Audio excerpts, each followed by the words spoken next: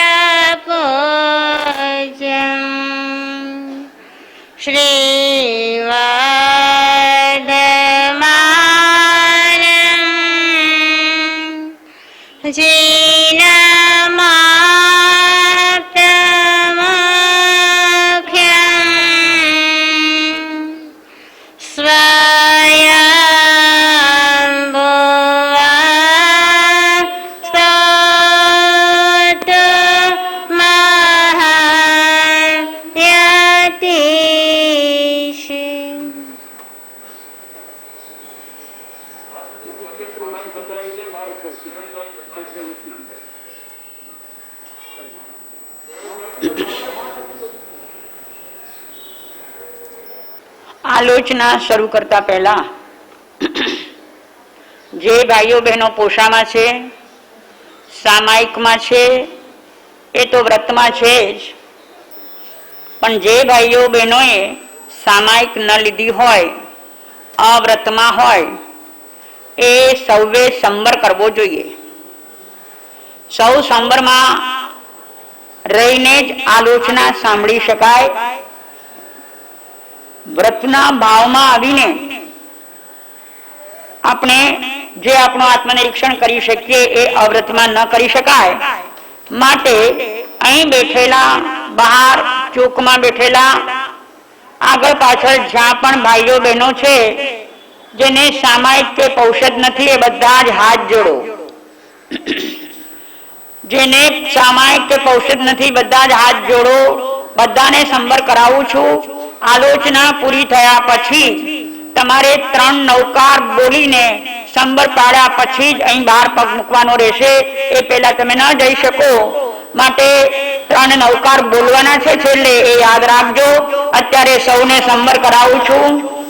અહીં બેઠા છો ત્યાં સુધી 5 આશ્રવ સેવનના પચખાન, 5 આશ્રવ સેવનના પચખાન. તસ પડિકમે નિંદે ગર્હે અપાણમ બોસિરેહ.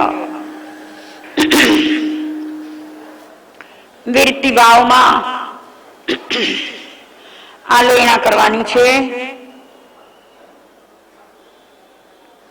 હું માનું છું ત્યાં સુધી દર વર્ષે વ્રતોના અતિચારોને જોઈ જઈએ છીએ અને મિચ્છામિ દુક્કડમ આપીએ છીએ. ઘણા વર્ષના અનુભવ પછી ચિંતનમાં એવું બેસે છે કે આપણે જે આલોચના કરવાની છે એ સૌથી પહેલા આર્ત હૃદયે કરવાની છે. સૌના હૃદય નરમ થઈ ગયા હોવા જોઈએ. આલોચના સાંભળતા પહેલા હૃદય દ્રવિત થઈ ઉઠ્યું હોય, અને એ દ્રવિત હૃદયે જો આલોચના થાય તો ખરેખર આપણને આપણા દોષો દેખાય, દોષોનો એકરાર થાય, અને એકરાર થયા પછી અંતરનો પશ્ચાતાપ પ્રગટ થાય. તો સૌથી પહેલી કબૂલાત અંદરમાં એ કરો કે હું ભૂલને પાત્ર છું. રોજ બરોજ કંઈક ને કંઈક ભૂલો કરતા રહીએ છીએ. આવો એકરાર અંતરમાં હોવો જોઈએ. કોઈ વ્યક્તિ કંઈ જ ભૂલ ન કરતો હોય એવું છદ્મસ્ત માટે બની શકતું નથી. અહીં બેઠેલા આપણે સૌ અપૂર્ણ છીએ, અધૂરા છીએ. એટલે એ અધુરાશને કારણે વારંવાર આપણા અંતરમાં પાપો પ્રગટ થાય છે અને એ પાપો આપણને ફરી પાપ કરાવે છે. અશુભ કર્મનો ઉદય એ છે પાપ, અને એ ઉદયમાં ફરી પાછા પાપ બાંધીએ છીએ. આ સાંકળ ચાલે જ છે. તો અહીં માત્ર રાબેતા મુજબ દર વર્ષે આલોચના સાંભળીને મિચ્છામી દુકડામાં આપવું જોઈએ માટે આપણે આપવું નથી, પણ હૃદયમાં ડોક્યું કરવું છે, અંતરમાં ઉતરવું છે, અંતરને ઢંઢોળવું છે, અને અંતરમાં પડેલા એ દોષો આપણામાં એક મૂંઝવણ ઊભી કરે, એક દુઃખ પેદા કરે, એક પિંચિંગ પેદા કરે, એવી આપણી પરિસ્થિતિ આપણે સર્જવી છે. આપણામાં પડેલા વિભાવ ભાવો એ આપણા ગુણોને વારંવાર વારંવાર રંજાડ્યા કરે છે, દુઃખી કર્યા કરે છે, આપણા ગુણો પર પ્રહાર કર્યા કરે છે, ગુણોના ટુકડા કર્યા કરે છે, ગુણોને આવરી દે છે, ગુણોને વિકૃત કરીને દોષના રૂપમાં પ્રગટ કરે છે. એટલે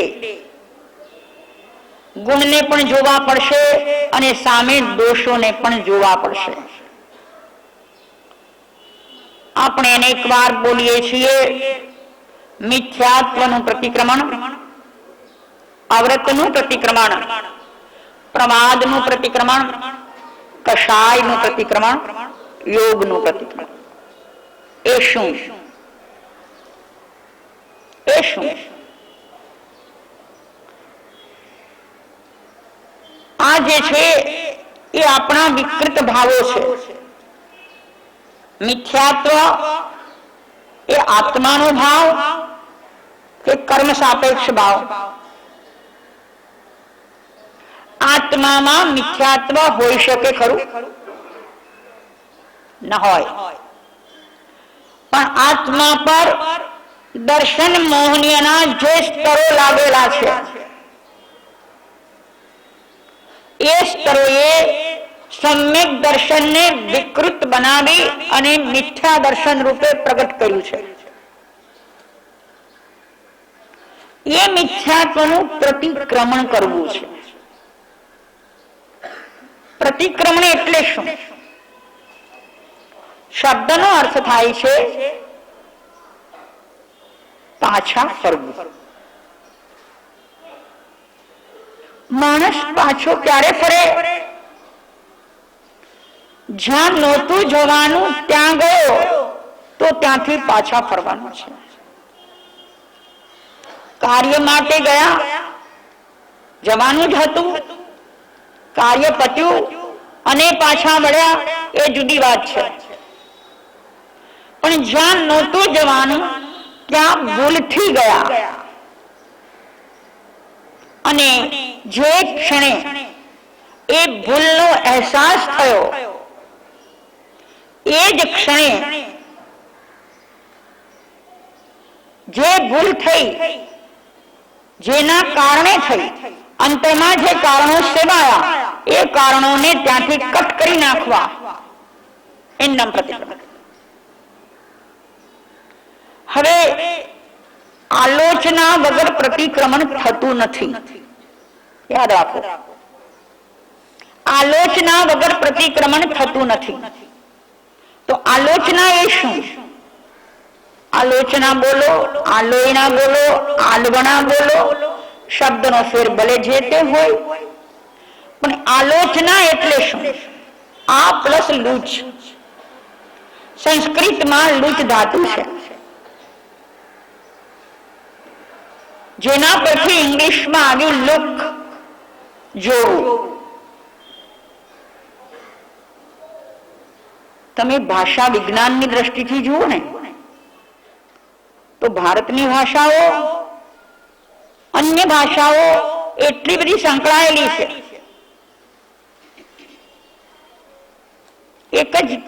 એક જ વાત કરું, આપણે ત્યાં ભારતમાં જન્મદાત્રીને માં કહીએ છીએ, બરાબર? પછી જે શબ્દો બદલાઈ ગયા એ ભલે બદલાયા, પણ એ માં છે. માં માંથી જ ભાષા વિજ્ઞાનના નિયમો અનુસાર પ્રદેશ પ્રદેશમાં એ શબ્દ વિસ્તૃત થતો ગયો, પરિવર્તિત, પોતાના અર્થને પોતામાં રાખીને જ પરિવર્તિત થઈ ગયો, અને ઇંગ્લિશમાં એ માં શબ્દ મધર બની ગયો. આ ભાષા શાસ્ત્રના નિયમો છે. ભાષા વિજ્ઞાન શીખ્યા હો તો એની અંદર આ બધું ઘણું છે. હા, મારું કહેવાનું એ છે લીટ ધાતુ છે. જો તપાસ આ ઉપસર્ગ લાગેલો છે, ચારે બાજુ ઉપર નીચે ચારે ખૂણા 10 દિશાએથી જેને જોવું એનું નામ છે આલોચન. આજના દિવસે આપણે સૌએ આપણા અંતઃકરણને ચારે બાજુથી નહીં 10 બાજુથી તપાસવાનું છે. મિથ્યાત્વના ભાવો કેવા કેવા મેં સેવ્યા છે. બંધુઓ, ચારિત્રના ભાવોને ઓળખો છો પણ મિથ્યાત્વના ભાવોને ઓળખતા નથી. જેટલી પણ વિપરીત માન્યતાઓ છે એ બધું જ મિથ્યાત્વ છે. આજે જયારે આલોચના કરવી છે ત્યારે અંતઃકરણમાં ઉતરીને એ જુઓ કે મારા માનસમાં કેટલી વિપરીત માન્યતાઓ પડી છે. એનું વર્ણન કરીએ ને આખો દિવસ નીકળી જાય. કેટલી વિપરીત માન્યતાઓ વ્યક્તિઓ માટે, વસ્તુઓ માટે, સંયોગો માટે, પરિસ્થિતિ માટે, આપણી અનુકૂળતા અને પ્રતિકૂળતાના કારણો માટે કેટલી વિપરીત માન્યતાઓ પડી છે. Don't disturb.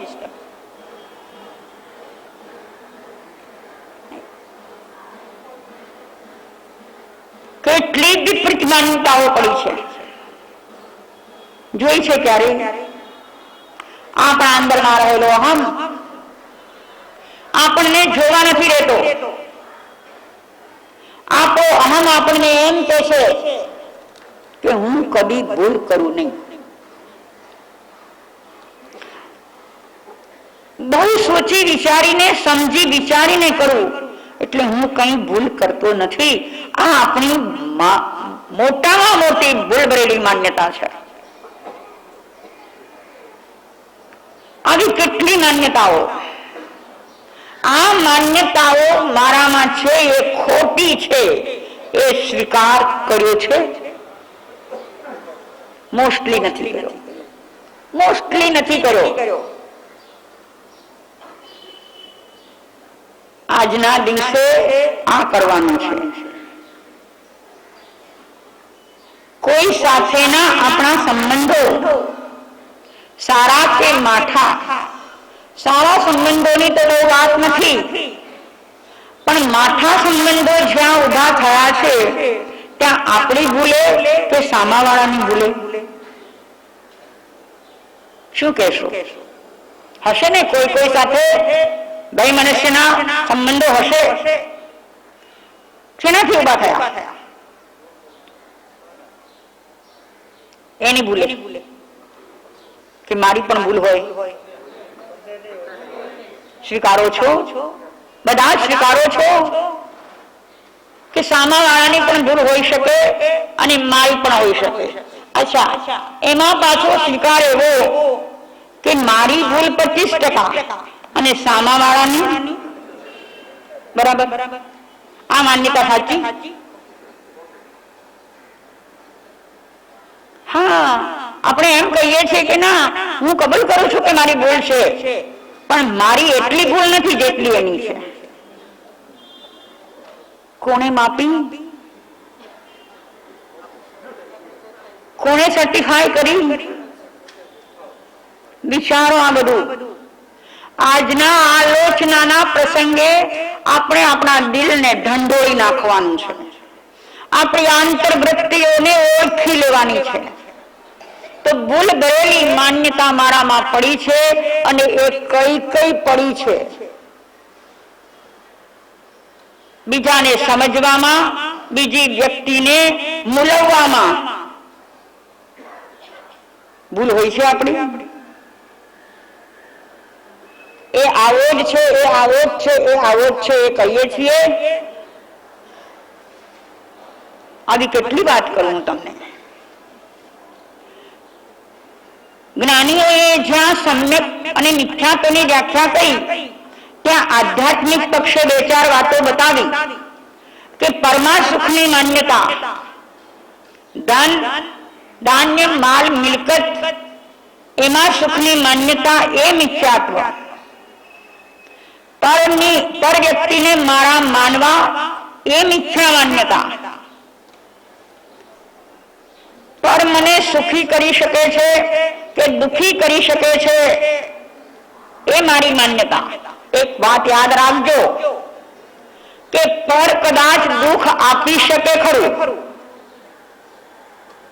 એક વ્યક્તિની ઈચ્છા થઈ કે બીજાને ઉશ્કેરવો છે, તો ઉશ્કેરી શકે કે નહીં? એના માટે જેમ તેમ બોલવા માંડે, એને ગાળો આપવા માંડે, એને અપમાનિત કરવા માંડે, તો પેલો ઉશ્કેરાય ને.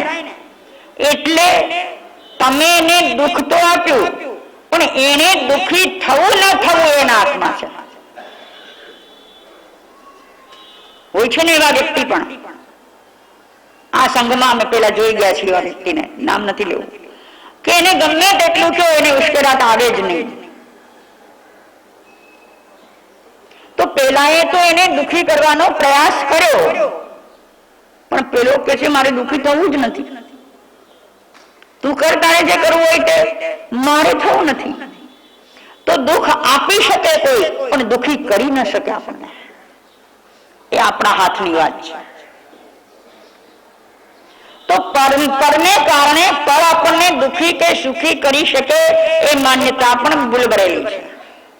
ત્યાંથી આગળ વધીને અધ્યાત્મ જગતમાં એમ કે છે કે રાગ દ્વેષ એ મારા ભાવ છે, એ ભૂલ ભરેલી માન્યતા છે. હું રાગી પણ ન હોઉં, હું દ્વેષી પણ ન હોઉં, હું શુદ્ધ આત્મા છું, માટે હું વિતરાગી હોઉં. પણ અત્યારે મારામાં રાગ દ્વેષ ઉભા થાય છે, એનું શું? તો કે તું કર્મનો ગુલામ બની ગયો છે, ઉદયનો ગુલામ બની ગયો છે, માટે તારામાં રાગ દ્વેષ જાગે છે. તો આ સ્વીકાર તો કર. તો આવી ભૂલોનો સ્વીકાર કરવો એટલે કે જોઈને એકરાર કરવો, ત્યાં સુધી એ આલોચન છે. અને હવે પછી આવી ભૂલો નહીં કરું, આવી માન્યતામાં નહીં જાઉં, એ પ્રતિક્રમણ છે. મિથ્યાત્વનું પ્રતિક્રમણ એનું નામ છે કે ભૂલો આજ સુધી થઈ તો થઈ, પણ હવે એ નથી કરવી એવો અંતરનો નિર્ણય. એ નિર્ણય થાય તો પ્રતિક્રમણ થઈ ગયું. આજે બે કરવાનું છે ને.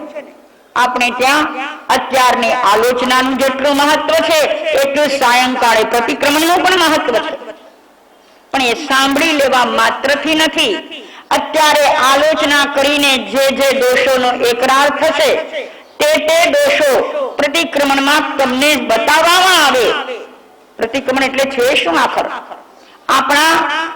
આપણા દોષોનો એક્સરે છે. બતાવે છે કે અહીં ખરાબ છે, અહીં ખરાબી છે, અહીં ખરાબી છે, અહીં ખરાબી છે. એ ખરાબી દેખાયા પછી એના માટે ઔષધિ લેવાની છે અને ઔષધ લઈ અને ક્યોર થવાનું છે. તો પ્રતિક્રમણ એ ક્યોર થવાનો કિન્યો છે. તો મિથ્યાત્વની સામે સમ્યક દર્શનની પ્રાપ્તિ થાય એ શેનાથી? તો કે પહેલા આલોચન કર્યું, પછી પ્રતિક્રમણ કર્યું, એટલે પછી સમ્યક દર્શન થાય છે. તો એવા ભવો ભવથી મિથ્યાત્વ સેવ્યા છે. દેહાધ્યાસ ક્યારેય તૂટ્યો નથી. દેહ તે હું, દેહ તે મારો, દેહના સુખ દુઃખ તે મારા સુખ દુઃખ, આ જ માનતો આવ્યો છે. તો આજના દિવસે આલોચના કરતા પરમાત્માની સાક્ષીએ આપણે પ્રાર્થના કરવાની છે કે હે પ્રભુ, આજ સુધી ભાન નહોતું ભૂતકાળના ભવોમાં, અને આ ભવમાં પણ મેં મારી ઊંધી સમજને કારણે, મારા અહમને કારણે ઘણી બધી ખોટી માન્યતાઓને સેવી છે. આજ સુધી એ માન્યતાઓ મારા અંતરમાં પડી છે. વિપરીત માન્યતાથી ઘણું બધું તો વિપરીત માનું છું, પણ મારા જીનેશ્વર પરમાત્મા, જેનો મારા પર અસીમ ઉપકાર છે, જેને મને આ શાસન આપ્યું છે, જેને મને તત્વો આપ્યા છે, જેને મને સિદ્ધાંતો આપ્યા છે, એ પરમાત્માને પણ મેં વિપરીતપણે માન્યા છે. તો હે પ્રભુ, તને મેં જે વિપરીત માન્યો અને મિથ્યાત્વ સંબંધી મને જે દોષો લાગ્યા, એ દોષોનો એકરાર કરીને ત્યાંથી પાછો ફરવા માંગુ છું. અને તે છતાં મારા અંતરમાં એવા જે કંઈ દોષો રહ્યા હોય એ દોષોની તારા પાસે ક્ષમા યાચું છું. તો મિથ્યાત્વ સંબંધી તમને જે કંઈ દોષ લાગ્યા હોય આખા વર્ષમાં, એ અરિહંત અનંતાસિત કેવળ ગુરુ આત્માની સાક્ષી મિચ્છામિ. બંધુઓ, હું જે ભાવો અહીંથી કહું છું એ ભાવોને સમજવાની કોશિશ કરજો. અને ખરેખર જો એ સાંભળતા હૃદય દ્રવિત થઈ જશે. મારું હૃદય દ્રવિત થઈ રહ્યું છે, પણ જાલીને રાખું છું, મારે બોલવું પડે એમ છે. એ જો દ્રવિત થશે તો ભવો ભવના જે દૂષિત ભાવો અંતરમાં પડ્યા છે એ ધોવાઈ જશે. આપણે કામ એ જ કરવું છે. અવ્રતનું પ્રતિક્રમણ. અવ્રત શું છે અને વ્રત શું છે? તમે વ્રતમાં છો કે અવ્રતમાં છો?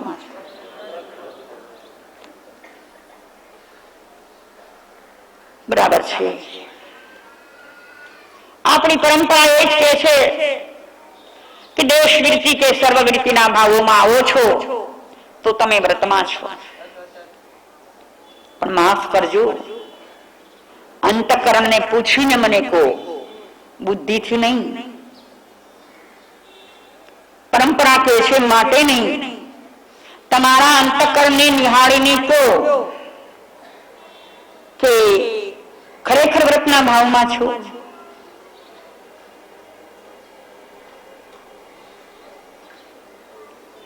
આજે આલોચન કરવું છે ને, એટલે બધું વિખી જૂથીને ખુલ્લું પાડવું પડશે, ખુલ્લા થઈ જવું પડશે. જ્યાં છીએ ત્યાં કેવા છીએ એ કમસે કમ આપણી જાત સમક્ષ તો ખુલ્લું થઈ જ જવાનું છે. આપણે તો વ્રત કોને કહેવાય? જેના અંતરમાં પડેલી, જેના અંતરમાં પડેલી પાપ વૃત્તિઓ ઓગળી જાય એને વ્રતિ કહેવાય. સમજાણી વ્યાખ્યા? અંતરમાં પડેલી પાપ વૃત્તિઓ ઓગળી જાય. કેટલા પાપ? 18 પાપ. બરાબર? એ 18 પાપ શેનાથી થાય છે? તો કે એની સાથે યોગોનું જોડાણ છે. અવ્રત તો છે જ, 18 પાપ અવ્રત તો છે જ, પણ એની સાથે યોગોનું જોડાણ છે. મન, વચન અને કાયા. મનથી થતા પાપ, વચનથી થતા પાપ, કાયાથી થતા પાપ, અને એની સાથે જોડાય છે આપણો ઉપયોગ. આ સૂક્ષ્મ વાત તો છે, પણ ભાઈ એના વિના આલોચના ન થાય, માટે મારે તમને કહેવી પડે છે. જેટલાથી પકડી શકાય એટલા પકડજો, સમજી શકાય એટલા સમજજો. આત્મા સિવાયના દેહમાં એટલે કે શબમાં મન, વચન, કાયાના કોઈ દોષો હોતા નથી. શબ કેટલા પાપ કરે? ન કરે. તો જીવંત વ્યક્તિ જેના શરીરમાં ચેતના જાગૃત છે, આત્મા બેઠો છે અંદર, એના જ મન, વચન અને કાયા અવ્રત ભાવોમાં રહે છે અને પાપો કર્યા કરે છે. 18 પાપમાં મનથી સેવવા યોગ્ય પાપ કેટલા? સૌથી પહેલું પાપ પરિગ્રહ.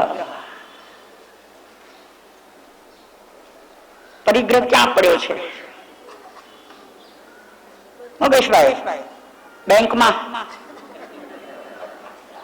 ઇન્ડિયાની બેંકમાં કે સ્વિસમાં પરિગ્રહ ક્યાં પડ્યો છે? જ્ઞાનીઓએ કહ્યું મૂર્છા પરિગ્રહો વિત્તો. મૂર્છા, એટેચમેન્ટ, આસક્તિ. ક્યાં પરિગ્રહ પડ્યો છે? બહાર ગમે તેટલો પરિગ્રહ હોય, એટલે પરિગ્રહ નહીં, પણ ગમે તેટલા પદાર્થો હોય, પણ એની સાથે જો એટેચમેન્ટ નથી તો એ પરિગ્રહ નથી. તમને ખ્યાલ હશે કે ઉપાસન દશાંગ સૂત્રમાં જ્યાં 10 શ્રાવકોનો અધિકાર છે, કેવા હતા એ શ્રાવકો? કોટી કોટી સોનૈયાના માલિક હતા.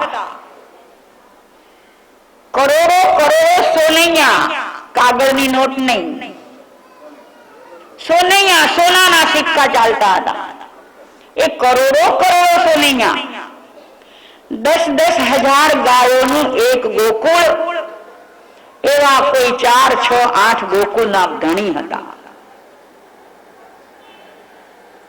વિચાર કરો, જેને આંગણે 40,000 ગાયો બંધાતી હશે, એની પાસે કેવડી જમીનની પ્રોપર્ટી હશે? ખાલી બાંધવા માટે નહીં, એના ગોચર માટે કેટલી જમીન જોઈએ? આદર્શ તો એ છે કે એક પશુને ચરવા માટે 1 એકર જમીન જોઈએ. કેટલી? હવે ગણી લેજો તમે. 10,000 ગાયોનું એક ગોકુળ, એવા 4, 6, 8 ગોકુળ છે એની પાસે, તો એ જમીનની પ્રોપર્ટી કેટલી હશે એની પાસે? એને સાચવવા માણસો કેટલા હશે? એ માણસોને કેટલા પગાર ચૂકવાતા હશે? માણસોને રહેવા માટે કેટલા ઘર બાંધ્યા હશે? આપણા ભેજામાં ઉતરી ન શકે. આવા કઈક ઘાટકો પર એમાં આવી જાય, સમાઈ જાય. બહુ મોટું, બહુ મોટું, બહુ મોટું, પણ એ બહુ મોટા કેટલાય સમાઈ જાય એમાં. એટલું હોવા પછી પણ ભગવાનના શ્રી મુખેથી એમ નીકળ્યું છે કે આ બધા શ્રાવકો અલ્પ પરિગ્રહી છે. કેવા? અલ્પ પરિગ્રહી છે. કેમ? એમ એટેચમેન્ટ નથી. છૂટી ગયું છે, છૂટતું જાય છે. જ્યારે કમાયા કે જ્યારે મેળવ્યું ત્યારે એટેચમેન્ટ નહોતું, અને પછી પણ નથી. એટલે પરિગ્રહનો ભાવ મનમાં પડ્યો છે, અંતરમાં પડ્યો છે. મૂર્છા પરિગ્રહ તો મૂર્છા એટલે આસક્તિ, એટેચમેન્ટ, એ અંતરમાં પડ્યું છે. એટલે પરિગ્રહ એ મનનો પાપ છે. એવી જ રીતે ક્રોધ, માન, માયા, લોભ ક્યાં જાગે છે? કર્મનો ઉદય આવે છે, ક્રોધ મોહની કર્મનો ઉદય થાય છે, અને સૌથી પહેલા મનમાં ક્રોધ જન્મે છે. અહંકાર ક્યાં જન્મે છે? માયા ક્યાં જન્મે છે? લોભ ક્યાં જન્મે છે? એ પછી રાગ અને દ્વેષ, એ ક્યાં જન્મે છે? અંદરમાં. રતિ અરતિ, ગમો અને અણગમો, આ ગમે છે, આ નથી ગમતું, ક્યાં જન્મે છે? અને સૌથી મોટું પાપ મિથ્યા દર્શન શલ્ય, ખોટી માન્યતાઓ, ઊંધી માન્યતાઓ, અને એમાંય પાછો દ્રઢતા. હું માનું એ જ સાચું, હું કહું એ જ બરાબર, તમે કહો એ નહીં. કોણ વ્યક્તિ આવું નથી માનતો? ઘરમાં નાનું બાળક હોય ને 2, 3, 4 વર્ષનું, એ બાળકને પણ એમ છે કે હું કહું એમ થવું જોઈએ, હું કરું એમ થવું જોઈએ, મને ગમે એમ થવું જોઈએ. ક્યારેક એ બાળકની જીદ પાસે નમતું મૂકવું પડે છે ને. ક્યાંથી આવે એનામાં સંસ્કાર? પણ આ પૂર્વથી સંસ્કાર લઈને જન્મ્યું છે બાળક, એટલે અંતરમાં આ પડેલું છે. તો આવા જે પાપો છે એ મનમાંથી ઉત્પન્ન થતા પાપ છે. અવ્રત છે એ બધા, ક્રોધ વ્રત કે અવ્રત, આ બધા વ્રત છે. મારું કહેવાનું એ છે કે જેને વ્રતી બનવું છે, દેશ વિરતીપણામાં કે સર્વ વિરતીપણામાં આવવું છે, એને પોતાની વૃત્તિના દર્શન કરવા પડશે. સાધુ સંતોના દર્શન પછી કરજો, ભગવાનના દર્શન પછી કરજો, પેલા પોતાની વૃત્તિના દર્શન કરજો. અંદરમાં જજો અને જોઈ લેજો કે અંદરમાં શું શું પડ્યું છે. પરિગ્રહ આસક્તિ છે, ક્રોધ માન માયા લોભ છે, રાગ દ્વેષ છે, ગમો અણગમો છે, વિપરીત માન્યતાઓ, આ બધું છે. એકમાંથી પણ બાકાત નહીં હો. બરાબર છે? બધા જ પાપો અંદરમાં છે. તો એ પાપોની આલોચના કરો, જુઓ એને, આંતર નિરીક્ષણ કરો. મારામાં આટલો ક્રોધ છે, આટલું માન છે, આટલી માયા છે, આટલો લોભ છે, આવા રાગ ને દ્વેષ મને થાય છે, ગમાને અગમા ઉભા થાય છે. શાંતિથી જુઓ, વિચારો અને એકરાર કરો, કબૂલાત કરો. બાહ્યમાં ખોટી ઇમેજો આપણી પોતે આપણી ઊભી કરી છે, એ ઇમેજોનો ધ્વંસ કરી નાખો. ક્યારેય નહીં કહેતા કે હું એટલે કોણ. એક વાત યાદ આવી, 2000માં અમે કાઠિયાવાડમાં 1 વર્ષ માટે ગયા. એક નાના ગામડાની સ્કૂલમાં ઉતર્યા, સાવ નાનું ગામડું, જેમાં રજપૂતો રહેતા હતા અને બીજા રહેતા હતા. સ્કૂલમાં અમને ઉતારો મળ્યો. સ્કૂલ ચાલુ હોય અને અમને એક રૂમ એ લોકો આપી દે. બપોરના રિસેસમાં છોકરાઓ ક્રિકેટ રમતા હતા અને રમતા રમતા બાજી તો પડે જ. એક 12-13 વર્ષનો છોકરો બીજા એક 17-18 વર્ષના છોકરાને કાંઈ બોલતો હતો. પેલો મોટો છોકરો કે, તને ખબર હશે તું કોની સામું બોલસ? તું કોની સામું બોલસ? તને ખબર છે તું કોની સામે બોલી રહ્યો છે? આ ક્યાંથી નીકળ્યા શબ્દો? અહંકારમાં. રજપૂત હતો, કોમને ગર્વ હોય, અમુક જ્ઞાતિમાં જન્મે એનો પણ એને ગર્વ હોય, એટલે એ માને છે કે તું મારી સામે આવું બોલી શકે? આપણને આવું થાય છે? શું કહો છો ભાઈઓ? થાય છે આપણને આવું? એટલું તો હોય ને. હે, એ તો મને મારું સન્માન બહુ વાલું છે. એટલે તને સન્માન વાલું છે તો કોને ના હોય? તું બીજાને કચડાવી નાખે તે ચાલે, અને તને કોઈ એક શબ્દ કે તે ન ચાલે. એમ કેમ? નાનો માણસ હોય તો એને સમાન તો હોય. જુઓ આપણી વ્યાખ્યાઓ ક્યાં છે અને આપણે શું કરી રહ્યા છીએ. તો તો મનથી થતા આ પાપો એ વૃત્તિની સાથે જોડાયેલા છે. અંદરમાં ક્રોધની અહંકારની વૃત્તિ ન પડી હોય તો બહારમાં ક્રોધ કે અહંકાર આવી શકે નહીં. એ વૃત્તિ છે તો ખરી, પણ એ વૃત્તિ સાચવવા જેવી છે, પંપાળવા જેવી છે એવું આપણે માન્યું છે. બરાબર છે?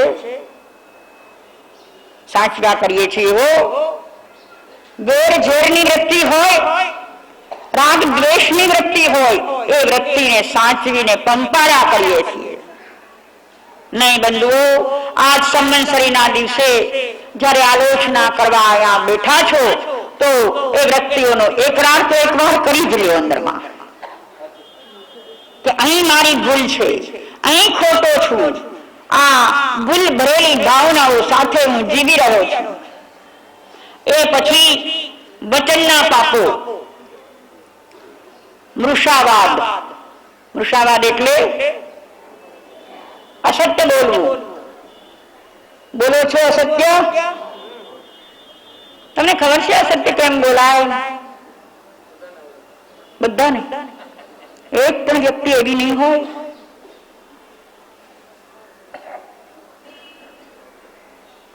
તમે શું માની લીધું છે કે બોલવું જ જોઈએ, ન બોલીએ તો ન ચાલે, અસત્ય ન બોલીએ તો જીવન ન ચાલે. અને હવે તો તમે એમાં એટલા આગળ વધી ગયા છો કે તમને કેમ પાછા વાળવા એ પણ અમને સૂઝ પડતી નથી. અમારી પાસે પણ ખોટા પ્રોમિસ આપતા તમે ડરતા નથી.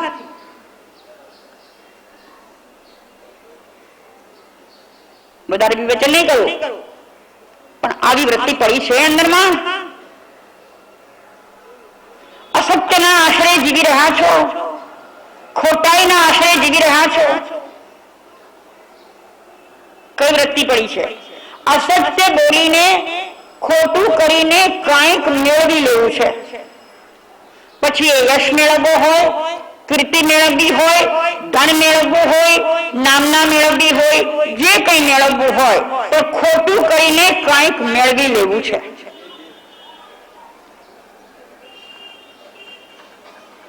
આ વૃત્તિ અંદર પડી છે. વૃષાવાદ, કલહ. ઝઘડો કરતા આવડે? આવડે આવડે. કેમ કેમ આવડે? તો કે ત્યાં અહમ પર કુઠારાઘાત થાય છે. ઝઘડો ક્યારે ઉપજે? મારા અહમ પર તમે પ્રહાર કરો એટલે મારો પારો થર્મોમીટર ફાડીને બહાર નીકળી જાય. મારા અહમ પર પ્રહાર ન થવો જોઈએ.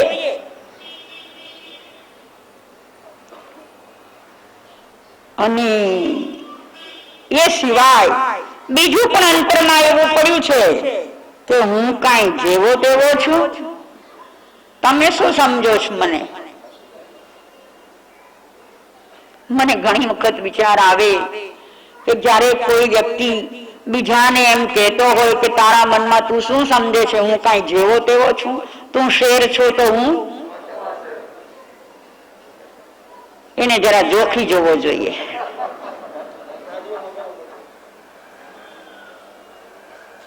બંધુઓ, આ ધર્મ આપણા પરમ પિતા પ્રભુ મહાવીર આપણને હંમેશા એ કહેતા આવ્યા છે કે તું તારી જાતને સર્વોચ્ચ તો ત્યારે જ માનજે કે તારા સંપૂર્ણ ગુણો ખીલી ઉઠ્યા હોય ત્યારે. તારી પાસે બીજી શક્તિઓ હોય એથી તું સંપૂર્ણ થઈ શકતો નથી.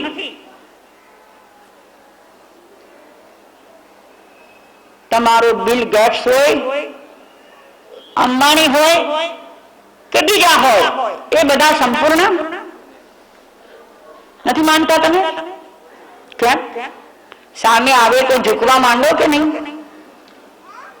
ભૂલથી અહીંયા આવી જાય, આવે જ નહીં એવી ભૂલ કરે જ નહીં. પણ માનો કે ભૂલ કરી લીધી ને અહીંયા કોઈ આવી ગયો તો અમારી સામે જોશો કે એની સામે કયો? સાચું બોલજો, અંતરથી જવાબ આપજો. શું કરશો તમે?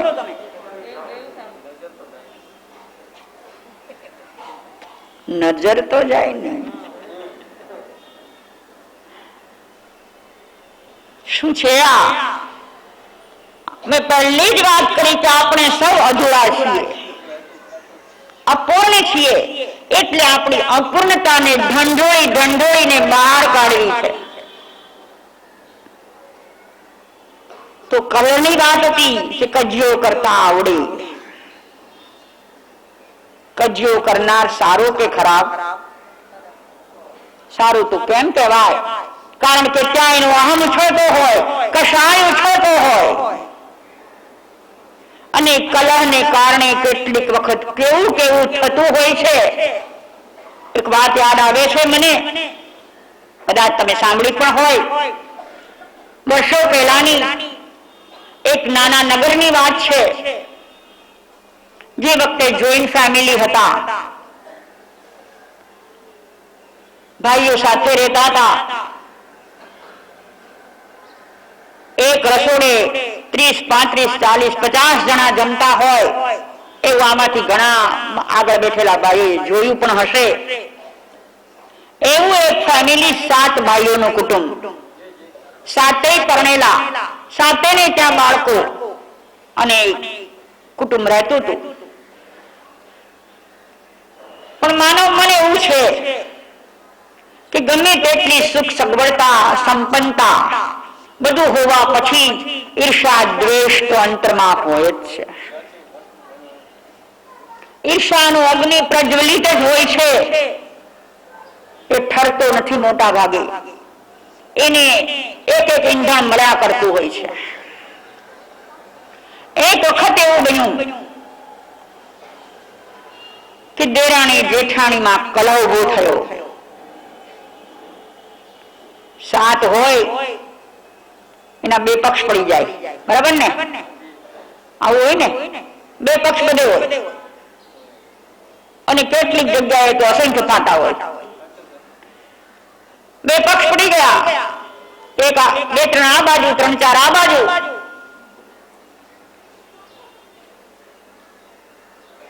આમ તો ખાનદાન ઘર છે એટલે થોડી ઘણી શરમ પણ છે. સવારના 7 ભાઈઓ પોતપોતાના ધંધે ચાલ્યા ગયા અને ચાલુ થયું જીભા જોડી, ન બોલવાના વચનો, અંદરમાં રહેલો ત્રાપ બધું નીકળવા માંડ્યું.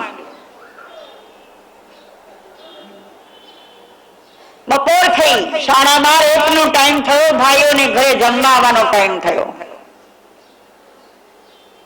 અને જ્યાં દૂરથી મોટા ભાઈ દેખાણા, બધા છૂટા પડી ગયા, શાંત થઈ ગયા. ઘરમાં કાંઈ નથી. એક પછી એક ભાઈઓ આવ્યા, 7 જમીને પાછા ચાલ્યા ગયા ને પાછી કાંડી લાગી. એમાં સૌથી નાની વહુ જે હતી એને 6 મહિનાનું બાળક હતું. બાળક સુઈ ગયું હતું, બચમાં જાગી ગયું, રડવા માંડ્યું. ભૂખ્યું થયું હશે. મોટા ભાઈઓના બીજા જે મોટા બાળકો છે, 8 વર્ષના, 10 વર્ષના, 12 વર્ષના, એ આવીને કે છે, કાકી બાબો બહુ રડે છે ઘોડિયામાં. તો કે હિંચકાઓ હોઈ જશે. પેલા એ કેટલાય હિંચકા નાખ્યા પણ ભૂખ્યું બાળક ઊંઘે ક્યાંથી? ઓર રડે છે. ફરી છોકરા બોલાવા આવે છે એની માને, પણ બોલતી નવરી થાય તો જાય ને. આજે મોકો મળ્યો છે કહેવાનો, નહીં તો નાનીને બહુ બોલવા મળતું નથી. પણ આજે મોકો મળ્યો છે તો પછી મોકો ચુકાય ખરો? બહુ થયું, છોકરો બહુ રડે છે. એક મોટા છોકરાએ બાળકને ઘોડિયામાંથી ઊંચકીને કાકીના હાથમાં દીધું. કાકી હવે તો લેવાને. એટલો ગુસ્સો છે, એટલો ગુસ્સો છે. બાળકને ખોળામાં લે છે, માનું દૂધ પીએ છે હજુ તો એ બાળક. ગુસ્સામાં એ બાળકને પોતાનું દૂધ તો પીવડાવી દે છે. ફરી પેલા છોકરાના હાથમાં આપ્યું, જાઓ નાખો ઘોડિયામાં હિંચકાવો એને. ઝઘડતા રાત પડી ગઈ. ભાઈઓને આવવાનો સમય થયો અને બધી દેરાણી જેઠાણી ચૂપ થઈ ગઈ. 5-6 કલાક થઈ ગઈ છે બાળકને ઘોડિયામાં. અને સહસા એ બાઈને યાદ આવ્યું કે 5-6 કલાક છે, હજી કેમ ઉઠ્યો નથી. ગઈ ઘોડિયા પાસે, ઓઢેલી ચાદર જ્યાં ઊંચી કરી, છોકરો લીલો કાચ થઈ ગયો છે. બહાર કાઢ્યો, કોઈ રિસ્પોન્સ નથી, કોઈ હલન ચલન નથી. ગભરાણી, હજી નાની છે, સમજ નથી બહુ. જે જેઠાણીઓ સાથે ઝઘડતી હતી એની પાસે જ લઈ ગઈ. ભાભી જુઓ ને આને શું થયું છે. કે અરે શું થઈ ગયું આ છોકરાને. દોડાદોડ વૈદોને બોલાવ્યા. 1, 2, 3 વૈદ ભેગા કરી દીધા. વૈદો આગળ પાછળ જુએ છે કે છોકરાને કોઈ ઝેરી જંતુ કર્યું કે શું થયું. ડંખ ક્યાંય દેખાતો નથી. અનુભવી વૈદો હતા. એ વખતના વૈદોને બ્લડ ટેસ્ટિંગ કરાવવા નહોતા પડતા. આજે ડોક્ટર પાસે જાઓ એટલે પહેલું કામ શું? આ ટેસ્ટ, આ ટેસ્ટ, આ ટેસ્ટ. અને એટલા બધા ટેસ્ટ, 5, 7, 10, 15 હજારના ટેસ્ટિંગ થાય અને બધા જ ટેસ્ટ નોર્મલ છે. બધા રિપોર્ટ નોર્મલ છે. અરે ભાઈ, રિપોર્ટ નોર્મલ બોલે તો આની અંદરમાં શું એક નોર્મલ કરી ગયું? પીડા તો આટલી જ છે આમાં. એ વૈદો જાણકાર હતા, સમજી ગયા કે શું થયું છે. એક વૃદ્ધ વૈદ હતા. એ નાની વહુ એટલે બાળકની માતાને બોલાવી, બેટા અહીંયા મારી પાસે આવો, તમે બધા થોડી વાર દૂર રહો, મને મારી દીકરી સાથે વાત કરી લેવા દે. બેટા, આ છોકરાને તારું દૂધ આપે છે તું? કે હા બાપા. ક્યારે આપ્યું?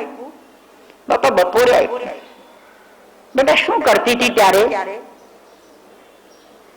શું કે? પેલાને દૂધ આપતા આપતા સ્તનપાન કરાવતા મુખમાંથી તો સરસ્વતી ચાલુ હતી. બેટા જે હોય તે સાચું કહી દેજે મને. હું તારો બાપ, તું મારી દીકરી. મને તું સાચું કહી દેજે. અને બાઈની આંખમાં આંસુ આવી ગયા. બાપા મને માફ કરો, આજે અમારા ઘરમાં બહુ મોટો કલહ થયો તો, બહુ મોટો ઝઘડો થયો તો. મારી જેઠાણીઓ બહુ ખરાબ છે અને હું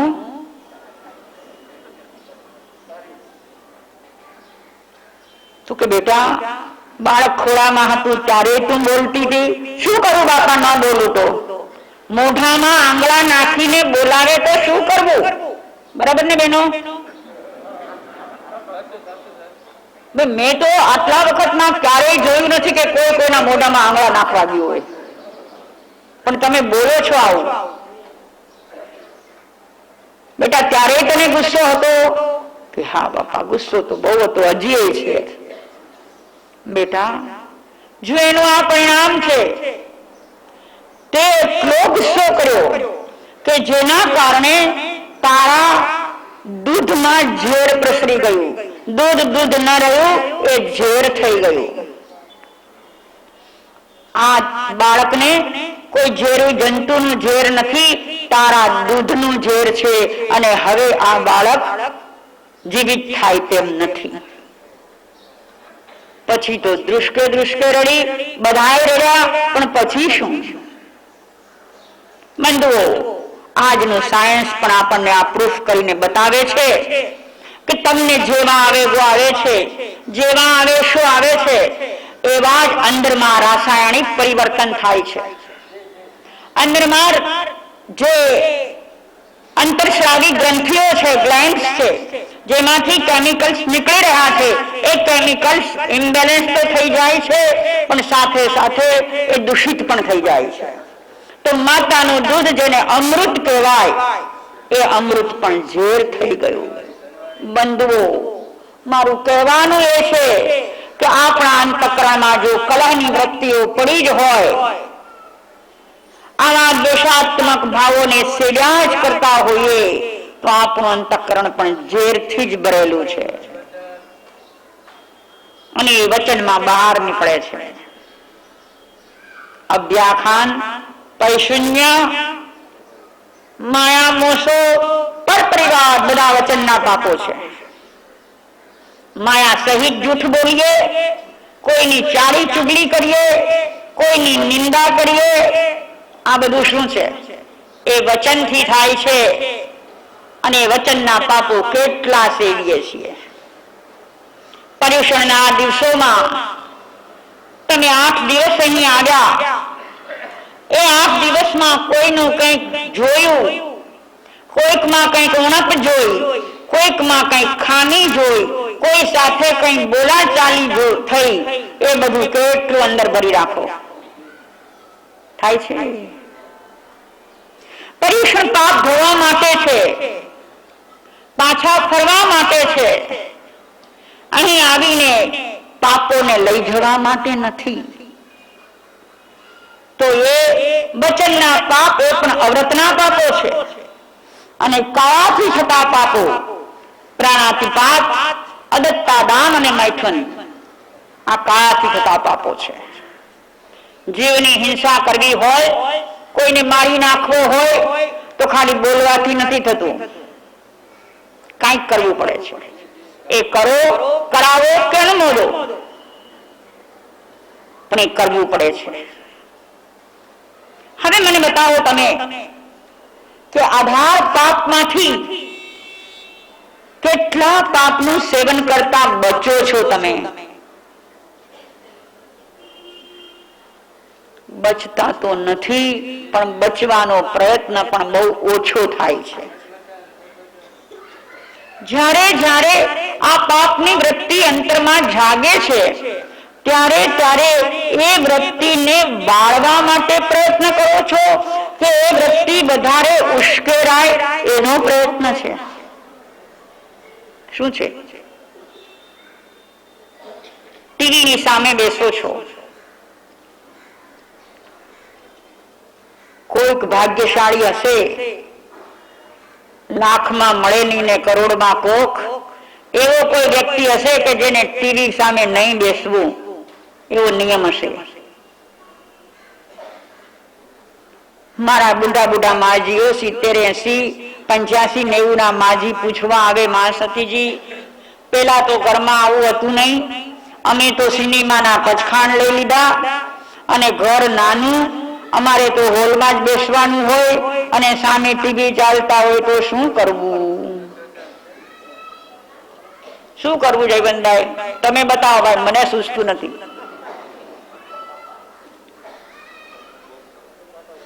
માં સતીશ કેટલી વાર આંખ બંધ રહે, અમારે તો ન જોવું હોય, અમારે તો પચખાણ છે, અગર છે, બાધા છે, પણ કરવું શું સામે હોય તો? ચાલો માજીને તો માફ કરી દઈએ, એને તો કોઈ ચારો નથી બિચારીને, સાંકડું ઘર છે, ઘરમાં રહેવું છે, બીજાઓની સાથે હળવું ભળવું છે, માટે એને માટે તો એમ છે, પણ તમારા માટે શું છે? તમને માફ કરી દો, હું તો એવું સમજુ છું. શું છે? એની સામે બેસીને જે કંઈ જોતા હો, પિક્ચર હોય, સિરિયલ હોય, બીજું જે હોય, મને નામો નથી આવડતા, જે કંઈ જોતા હો, એ જોતા જોતા અંતરમાં કેવા ભાવો જાગે છે એ મને કહો. મારે શું જુઓ છો, શું નથી જોતા, કેટલા કલાક જુઓ છો એની સાથે નિસ્બત નથી, પણ એ જોતા જોતા તમારું અંતઃકરણ કેવી વ્યક્તિઓ સાથે જોડાય છે એ મને કહો. કોઈ સારી શુભ વૃત્તિ જાગે છે, શુભ ભાવનાઓ જાગે છે જોતા જોતા, કે પાપની ભાવનાઓ જાગે છે? વિકૃતિ જાગે છે, વિકાર જાગે છે. અને એમાંય હમણાં છેલ્લા 5-10 વર્ષથી તો દાંત વાળો છે. મેં પરેશાન પહેલા એક વખત મારા આક્રોશને બહાર કાઢ્યો હતો. આજે ફરી આ મેદને જોઈને મને કહેવાનું મન થાય છે કે જેટલા આગળ વધ્યા છો એમાંથી પાછા વળો. નાના અને મોટા સૌની અંદરની વિકૃતિ પોસાતી જાય એવું જે કંઈ હોય એને છોડવું. પોશાકથી, વર્તનથી વિકૃતિઓ કેટલી ઊભી થાય છે.